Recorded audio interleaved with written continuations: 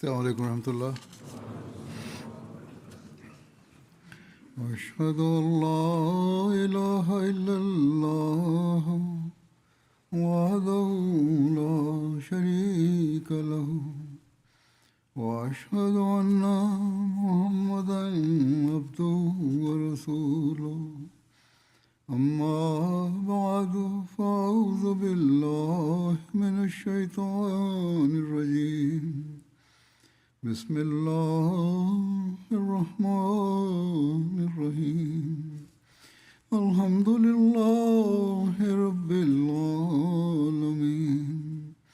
الرحمن الرحيم مالك يوم الدين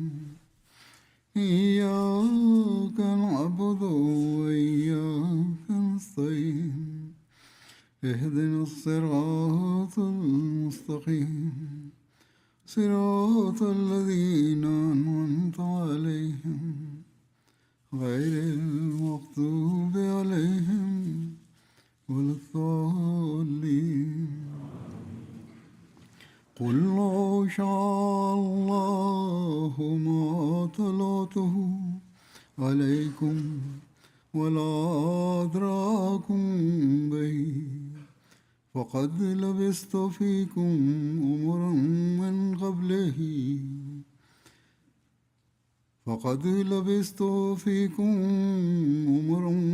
قبله أفلا تعقلون.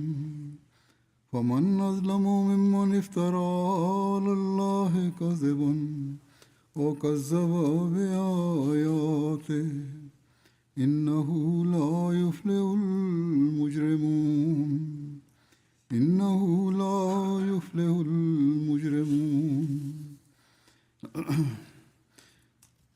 इसका आयत का तर्जुमा यह है आयात का شمن دا ده چې دې ته تو وایا چې کله خدای پاک مشیت دا وي چې دې په ځای سبل څه تعلیم ورکړی شوی وي ما به دا ستاسو مخې ته نه اورولې او نه به هغه تاسو دغه تعلیم نه خبرولې. نو دې نه مخکې یوه موده ما تاسو کې تېره کړې ده، نو بیا هم تاسو د عقل نه کار نه اخلئ. نو بیا هم تاسو وایي چې څوک چې په خدای پاک باندې بهتان تړي یا د هغه د نشاناتو تکذیب کوي نو د هغه نه زیات ظالم به څوک وي. نو دا یوه یقیني خبره ده چې کم خلک چې مجرمان وي هغه نه کامیابیږي. حضور فرمایي چې د رسول کریم د سیرت د مختلفو اړخونو ذکر روان دی او نن د هغوی د خلق، د صداقت، د رښتونولۍ، د رازبازۍ باره کې به ذکر کیږي. د هغې د سیرت په واقعاتو کې د هغې د صداقت د واقعاتو اعلیترین مثالونه ملاویږي چې دشمن هم د هغوی د رازګویۍ او د رښتیاو د اعلیترین مقام، د اعلیترین معیار د اقرار نه بغیر نشو پاتې کېدی. د هغوی هم د دغه صداقت معیار و چې خدای پاک په قرآن کې بیان فرمایلی دی. حضور فرمایي دا کوم آیتونه چې ما تلاوت کړ او دا اعلان د هغوی له طرف د هغوی په ذریعه کړی و چې دوی ته ووایه چې ما چېرې په یو صورت کې چېرته دروغ نه دی ویلی، د رښتیا لمن مې چېرته پرېښې نه ده او تاسو د دې ګواهي ورکوئ. نو آیا زه په خدای پاک پورې دروغ تړم یا خدای پاک باره کې به دروغ وایم چې یو داسې دین ما راوړی دی چې د خدای له طرفه نه دی؟ دا بیخي نشي کېدی.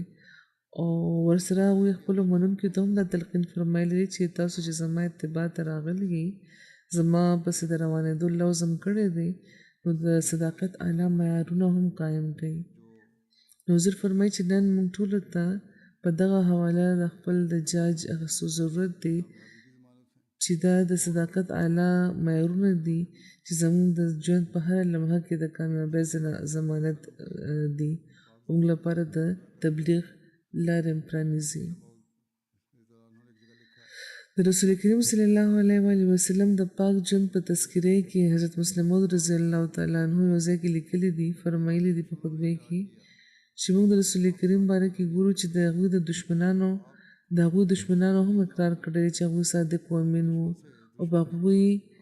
هغوی یو الزام هم نه دی لګولی بلکې د لوی نه لوی دشمن هم د رسول کریم د طهارت او د پاکیزګۍ شهادت ورکړی دی. نو ګوري چې یو مجلس شوی و بهر نه چې کله خلک وایي چې مکې ته راځي او د رسول کریم باره کې به تپوس کوي نو هغوی له به څه جواب ورکړو. دې باره کې دا مجلس روان و او ټولو وایي چې یو جواب به جوړ کړو چې اختلاف بیا نه کېږي او مخکې نه موږ بدنامي ولګوو څوک یو خبره کوي څوک بله. نو ځکه حج له چې کم خلک راځي نو د هغوی د ویلو لپاره په یوه خبرې فیصله وکړي. نو هغې کې چا وویل چې دا ویل پکار دي چې دا تن د دروغ عادت لري چې څه وایي دا ټول هر څه دروغ دی.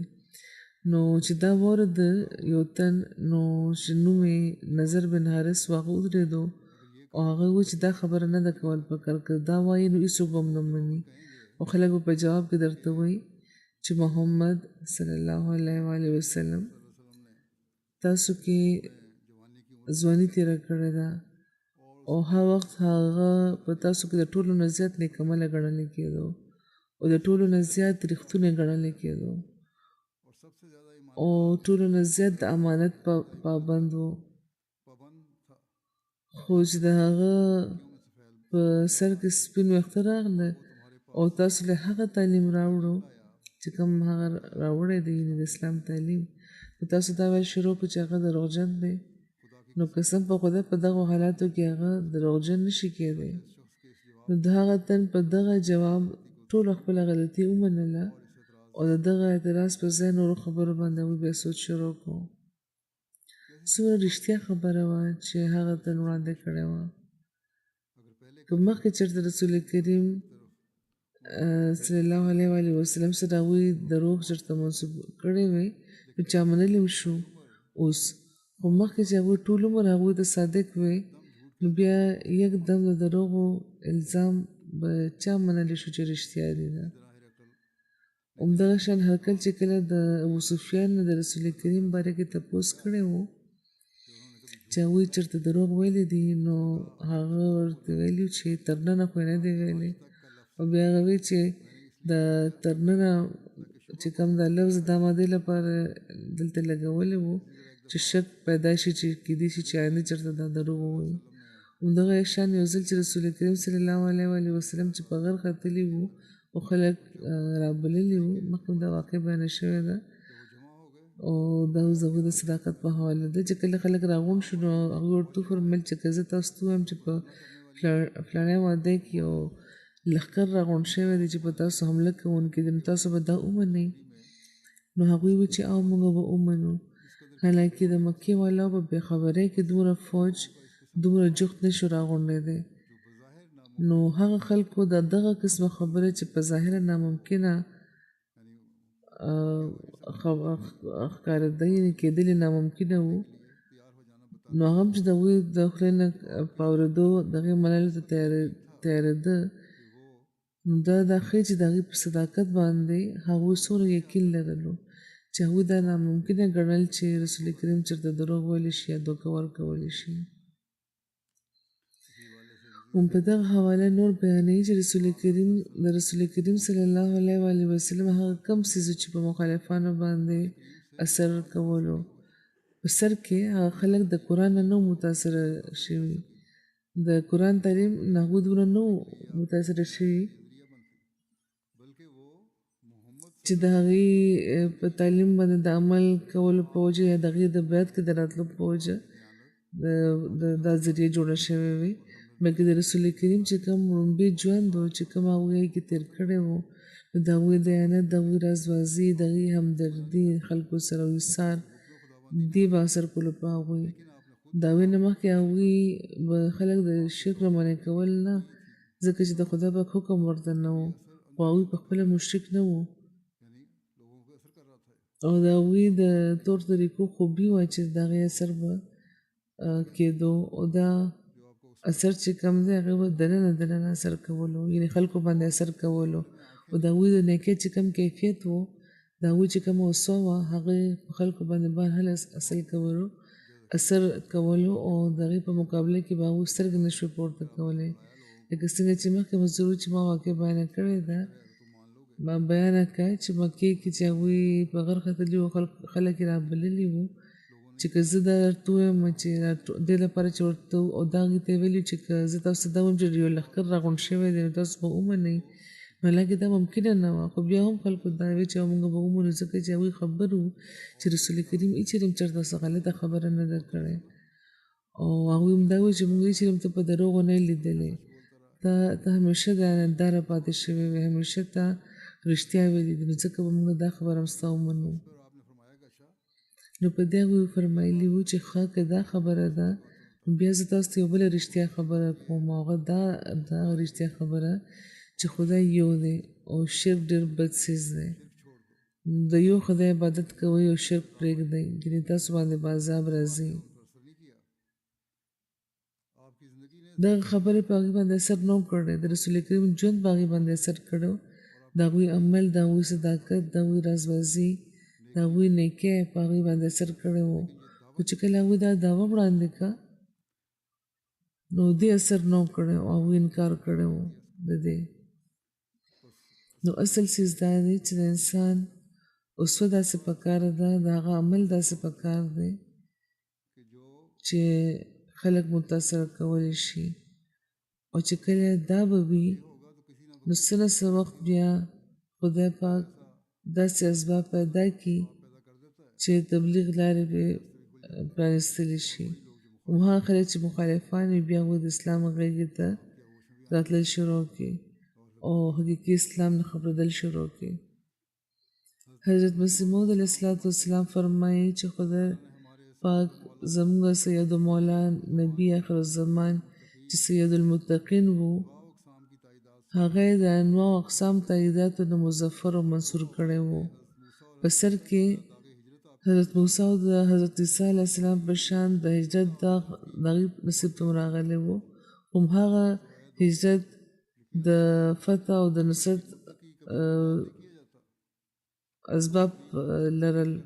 نو یو ملګرو یقینا په دې پوه شي چې متقي چرم نه بربادېږي چې کله دوه فریقان یو بل سره دښمني کوي او دښمني تر انتها ورسوي نو هغه فریق چې د خدای پاک په نظر کې متقي او پرهیزګاره وي نو اسمان نه د هغه لپاره مدد نازلیږي او په دې بیا آسماني فیصلې په ذریعه د مذهب جګړې د مذهب د جګړو فیصله وشي ګوري زموږ سید مولا محمد صلی الله علیه و وسلم څومره د کمزورۍ په حال کې په مکې کې ظاهر شوي وو په هغه ورځو کې ابوجهل وغیره د کافرانو عروج وو او ډېر عروج وو او په لکونو خلک وو چې د رسول کریم د ژوند دشمنان شوي وو نو بیا کوم څیز وو چې آخر زموږ رسول کریم له فتح وبخله یقینا په دې پوه شي چې هغه رازبازي وه همدغه او صدق و پاک باطني او صداقت و د هغې په وجه دا کامیابی شوې بیا فرمایي چې خدای پاک زموږ نبي کریم صلی الله علیه وسلم ته خطاب کې فرمایي چې وانک لعلی خلق عظیم ته په ډېر لوی خلق قایم یې نو د دغه تشریح مطابق چې کوم د دې معنی دي یعنی ټول قسمه د اخلاق یعنی سخاوت شجاعت عدل رحم احسان صدق حوصله وغیره چې پتا کې راغونډ دي او څومره چې د انسان په زړه کې قوتونه موجود دي لکه ادب حیا دیانت مروت غیرت استقامت عفت زهادت اعتدال مواسات یعنی همدردی همدغه شان شجاعت سخاوت عفو صبر احسان صدق وفا وغیره د ټول طبیعي حالتونه د عقل او د تدبر په مشوره په خپل مال او په موقع چې ظاهر کړي شي نو دغه ټولو نوم بیا اخلاق وي نو اخلاق صرف دا نه دي چې چا سره په خوش اخلاقۍ میلاو شوي یا سلام مرتوب بلکې د رسول کریم د اوصیو مطابق خو دا ټوله نیکۍ چې کومې دي او خلکو سره چې کوم معامله دي پای کې د دې اظهار چې کوم دی هغه اعلی اخلاق دي چې د دې طرف ته د پام کولو حاجت دی رسول کریم صلی الله علیه وسلم صداقت په دنیا کې خپرولو راغلی وو نو ځکه په مختلفو موقعو هغوی په ځان باندې ایمان چې کوم خلکو په هغوی ایمان راوړی وو هغوی ته تلقین فرمایلی دی چې په صداقت د قایم اوسئ هغوی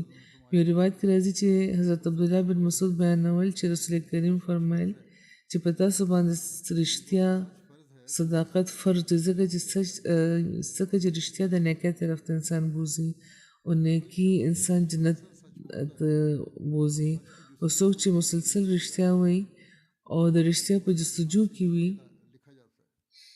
ان تر دې چې د خدای پاک مخې ته هغه صدیق ولیکلی شي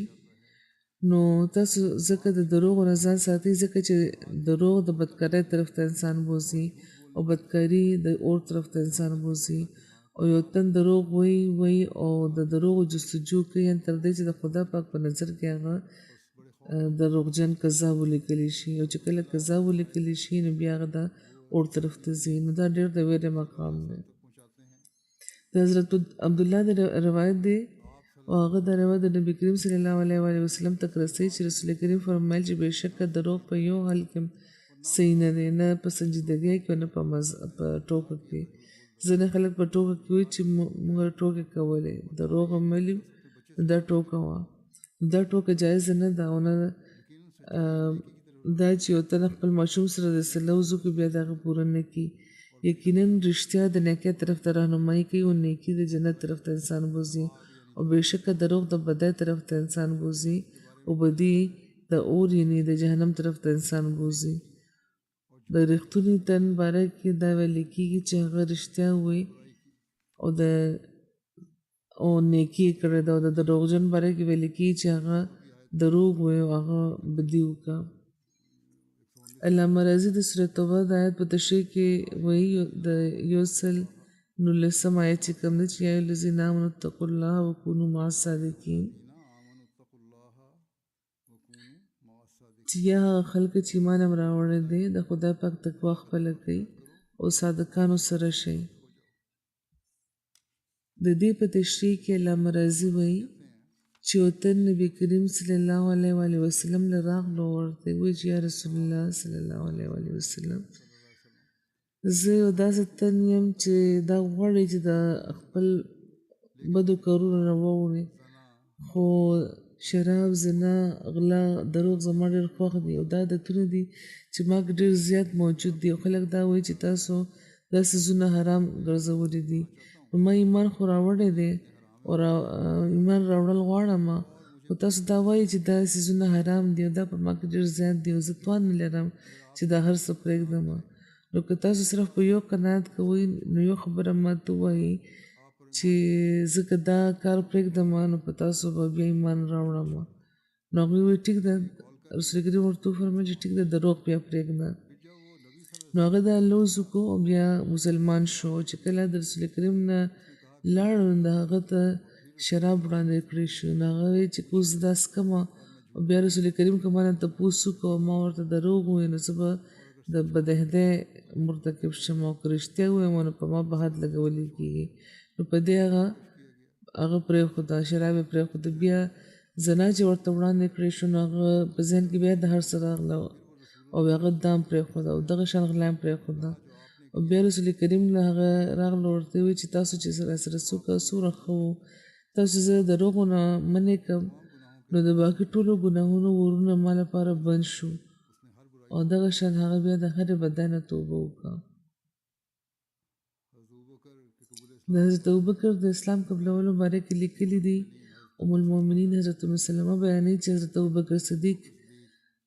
د رسول کریم صلی الله علیه وسلم ډېر ژور او مخلص ملګری و چې کله هغوی مبعوث شوي وو د قریش خلک حضرت ابوبکر له راغله او دا یې ورته ویل چې ابوبکر ستا دا ملګری نعوذ بالله لیونی شوی دی حضرت ابوبکر وایي چې څه معامله ده د هغوی نو هغوی ورته وایي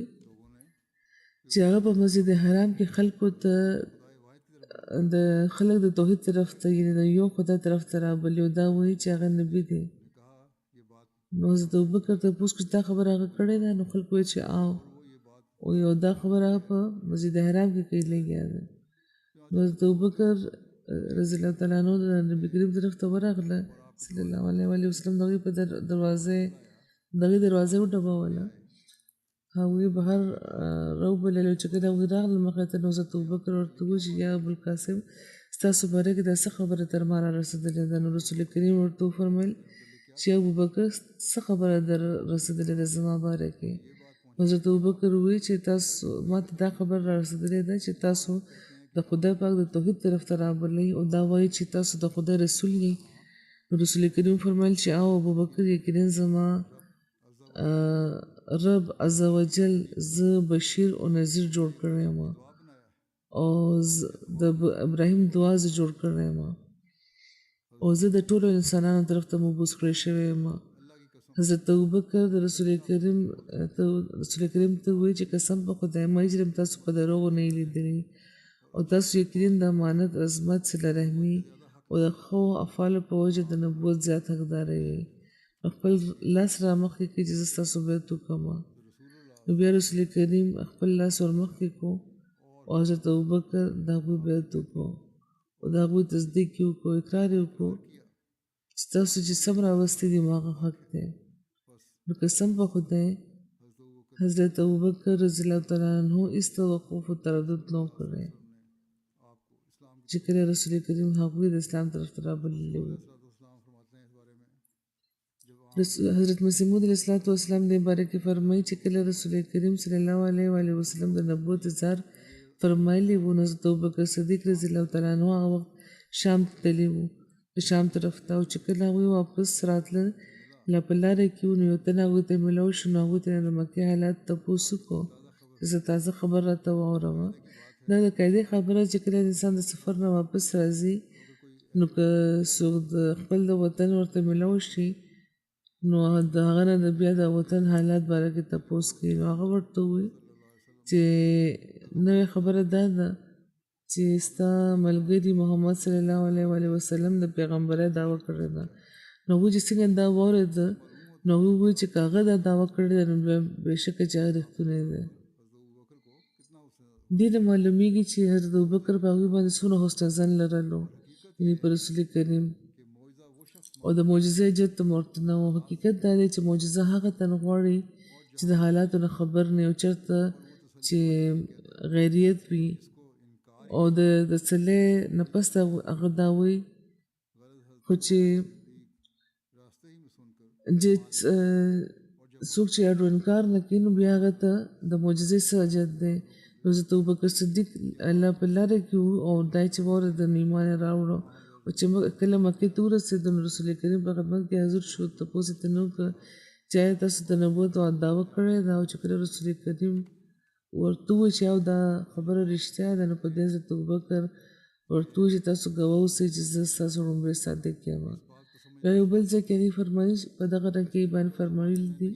چې په دغه خبره پوهېدل سعادت دی چې چا اوله زمانه نه ده بیا مونږ ته نو هغې کې هېڅ قابلیت او خوبي نشته چې څوک چې په شروع کې په سر کې پیغام واوري او بیعت وکړي نو هماغه بیا قابل انسان دی. هغه په حقیقت کې سید فطرت دی. خو چې څوک هیلو حجت کوي یعنې انې بانې کوي نو د هغه یا باس کوي نو د هغه څه قابلیت نه دی نه څه خوبي هغه لري. چې کله خدای پاک هر څه ورته پرانېسته نو هغه وخت خو بیا کاڼي او ونې هم خبرې کوي. چې کله چې هر څه چې واضح شي نشانات چې ښکاره کېدل شروع شي او بیا څوک قبول کړي نو بیا خو دا خو څه خبره نه ده. بیا خو په هر څیز هر څوک قبلوي.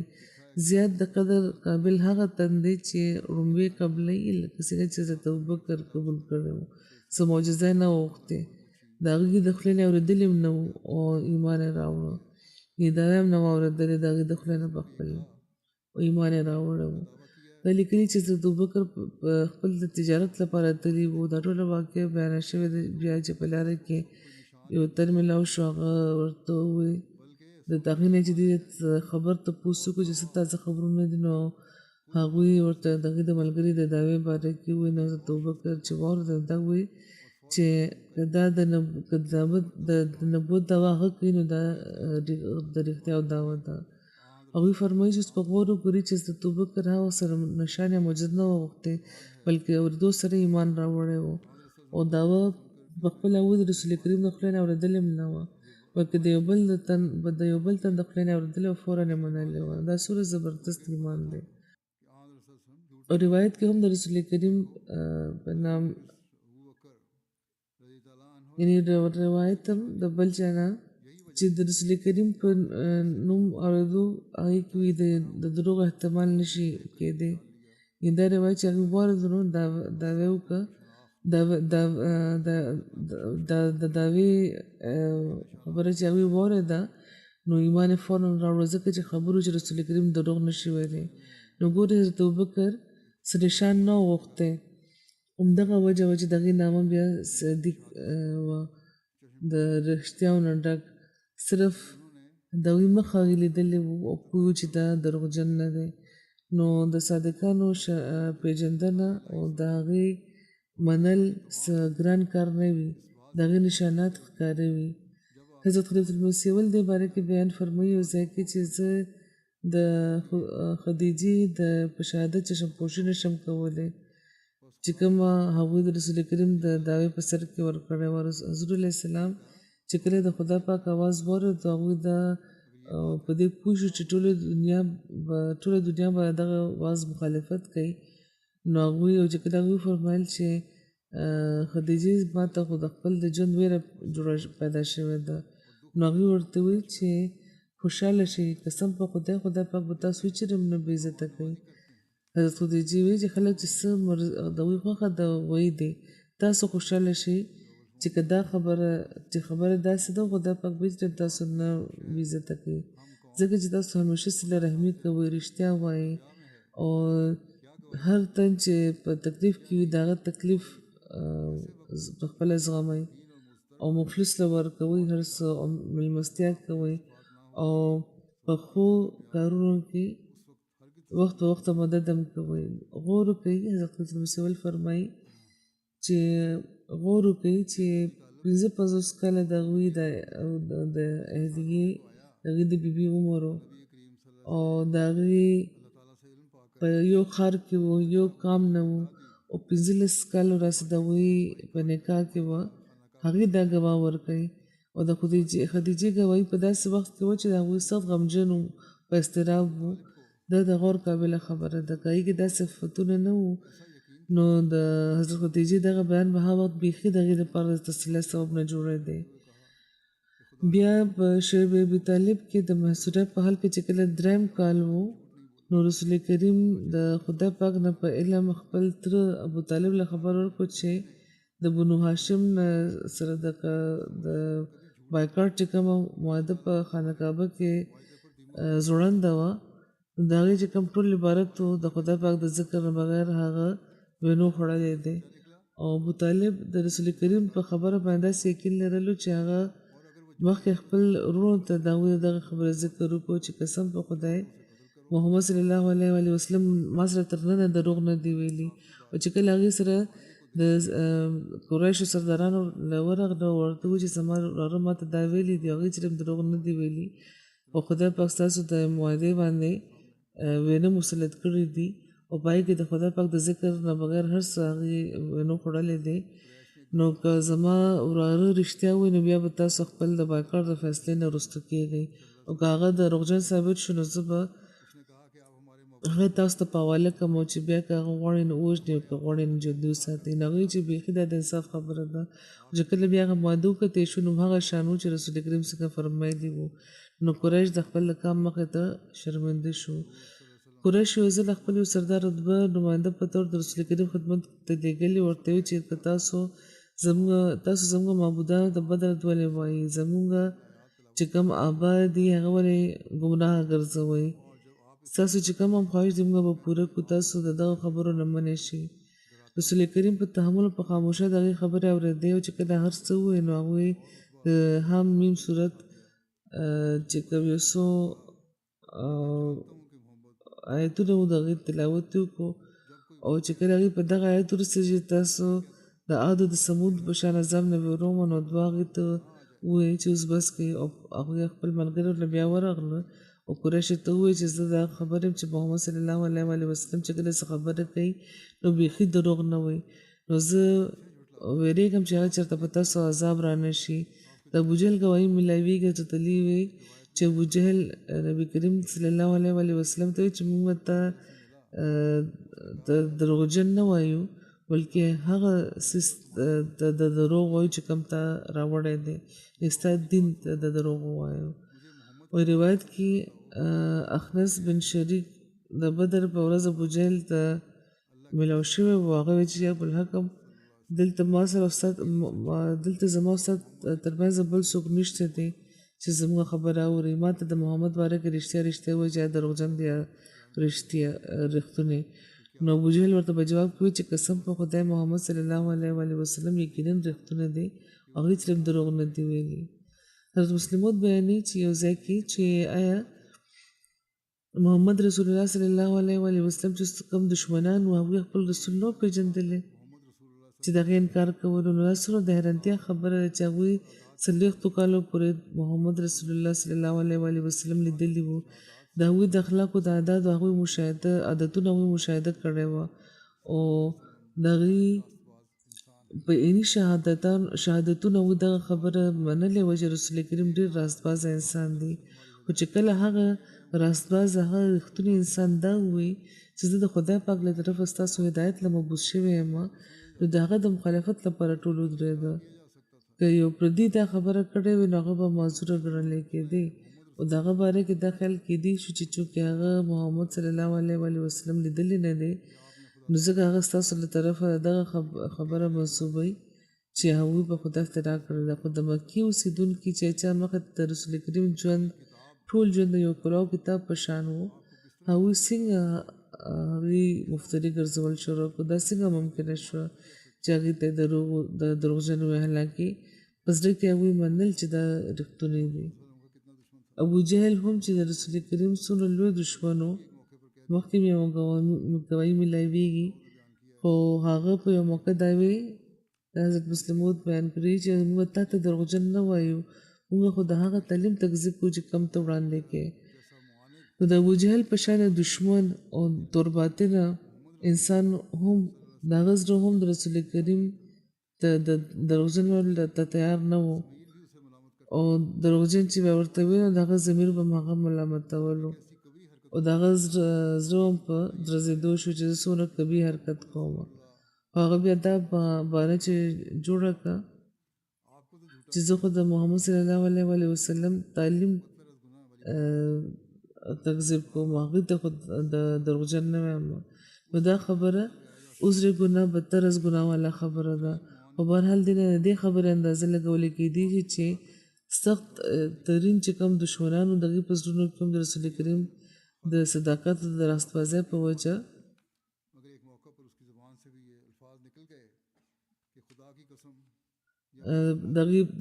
د هغه اثر اندازه دینه لګولي د هغه اثر اندازه کېدی شي چې د سخترینو دشمنانو په زړونو کې هم د هغوی د صداقت او د راستبازۍ په وجه قایم شوی و امیه ابن خلف هم د هغوی یو سخت مخالف و او په یو موقع دغه د خولې نه هم دغه الفاظ راوتي وو چې قسم په خدای چې کله محمد خبره کوي نو رښتیا کوي دروغ نه وایي یعنی اثر هم هغه چې دا ښکاروي او دا د هغې څومره لوی اثر و د رسول کریم چې دشمنانو هم د هغوی صداقت او رازبازي منله حضرت عبدالله بن سلام بیانوي چې رسول کریم مدینې ته تشریف راوړه نو خلک په تیزۍ د هغوی طرف ته ورغله او خلکو وویل چې رسول کریم تشریف راوړی دی او رسول کریم تشریف راوړی دی ډېر ځله دا ویلي شوي چې کله وایي زه خلکو کې سره راغلم چې وګورم او چې کله ما د هغوی مخ ولیدو نو ما وپېژندل چې دا مخ د دروغجن مخ نه دی او کومه لومړۍ خبره چې کوم هغوی بیان کړې وه ما واورېد هغوی فرمایل چې خلکو سلام له رواج ورکوي روټه خوروئ په خلکو او رحمي چې کوم خپلوان دي هغې سره ورته سلوک کوئ او د شپې په وخت لمونځ کوئ کله چې خلک ویده وي نو په سلامتۍ سره د سلامتۍ او په جنت کې داخل شي د مدینې یهودیانو ګواهي ورکوله د هغې ګواهي میلاویږي د مسلمانانو د یهودي قبیلې د بنو قریظه ترمنځ د باهمي تعاون معاهده وه د احزاب د جنگ دوران د بنو نظیر سردار حوی بن اخطب د بنو قریظه د سردار کعب بن اسد کرزي لیدلی و هغه په دغې دې ته تیارولو چې د مسلمانانو سره د معاهده ختمه کړي او د قریشو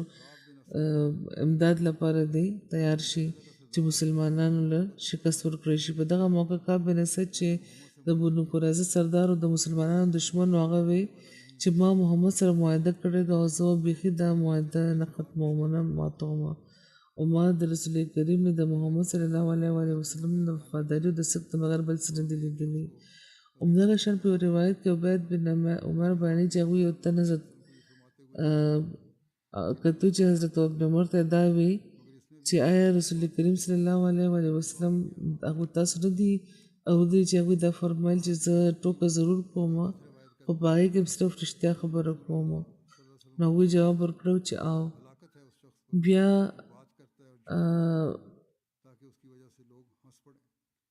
بس بن حکیم خپل د نیکه نه روایت کوي چې هغوی رسول کریم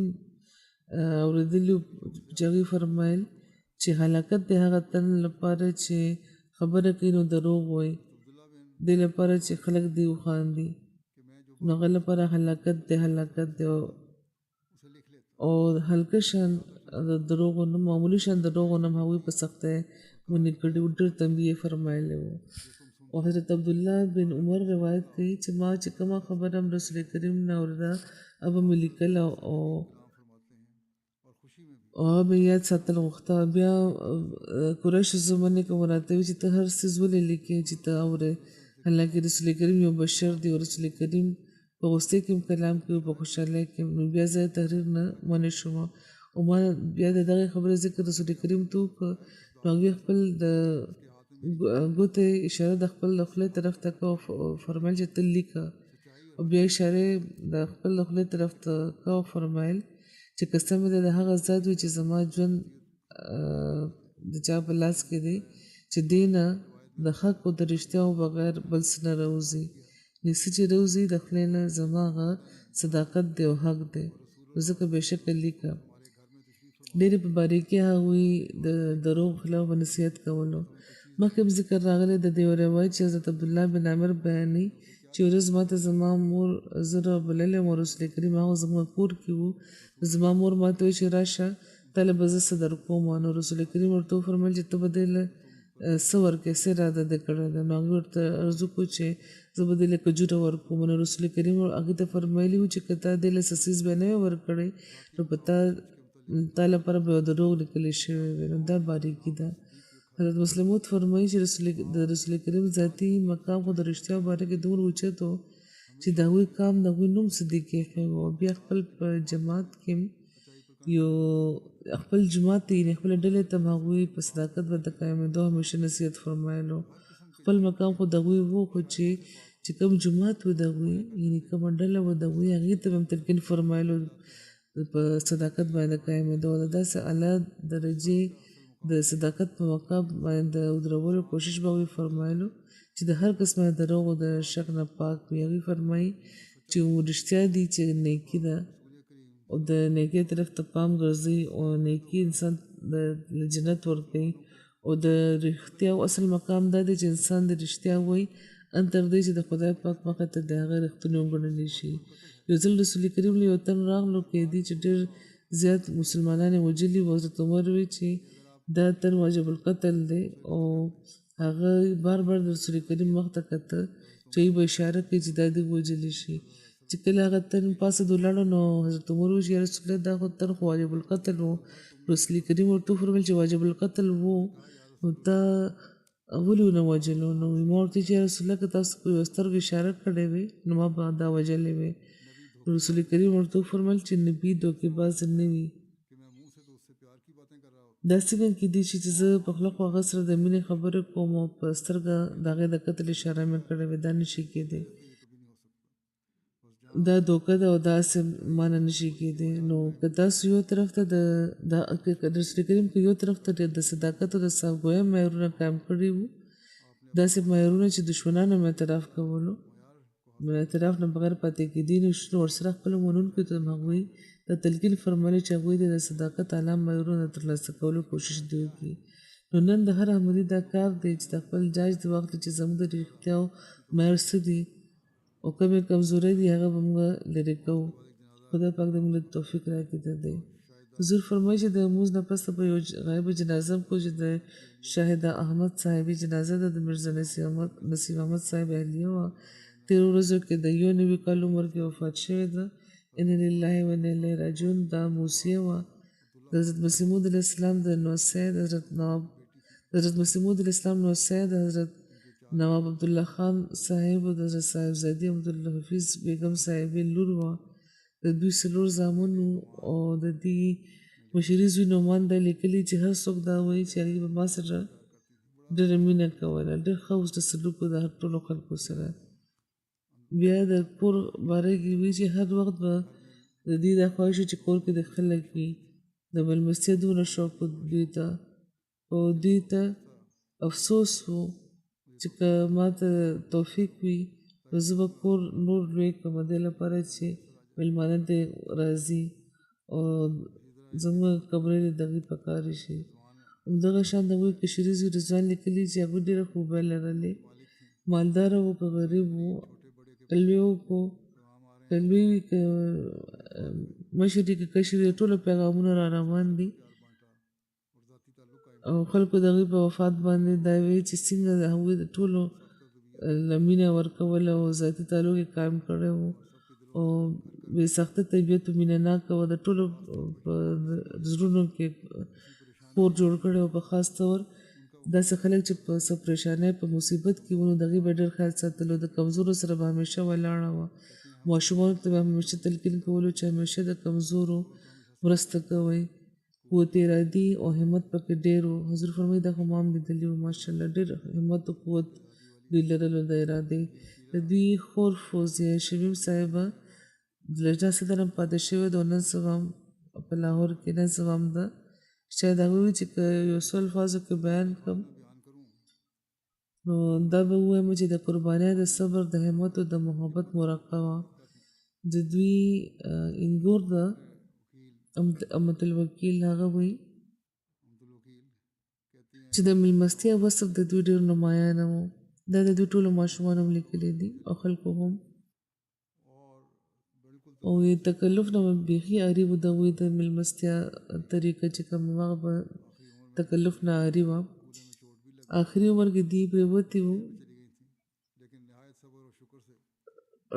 اډوکي باندې اډوکي خوږ شوي وو، په ویلچیر وو، خو ډېر د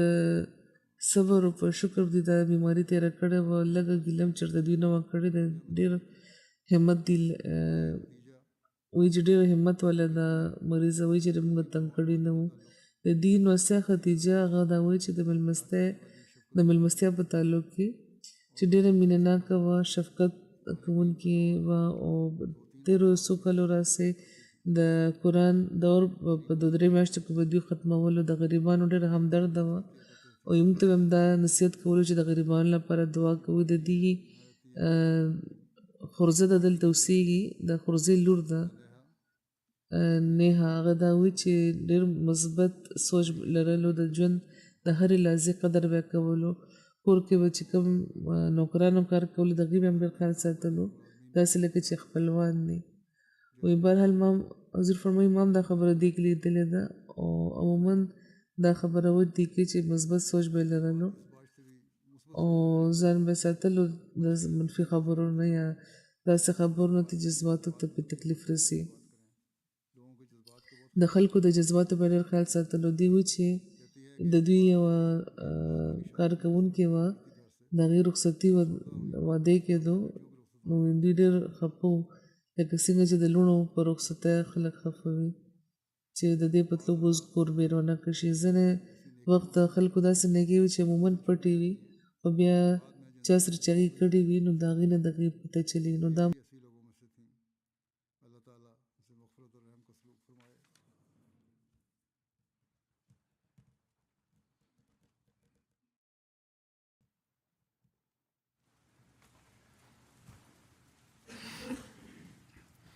الحمد لله نحمده ونستعينه ونستغفره ونؤمن به ونتوكل عليه ونعوذ بالله من شرور أنفسنا ومن سيئات أعمالنا من يهده الله فلا مضل له ومن يضلل فلا هادي له ونشهد أن لا إله إلا الله ونشهد أن محمدا عبده ورسوله عباد الله رحمكم الله إن الله يأمر بالعدل والإحسان وإيتاء ذي القربى وينهى عن الفحشاء والمنكر والبغي يعظكم لعلكم تذكرون اذكروا الله يذكركم وادعوه يستجب لكم ولذكر الله أكبر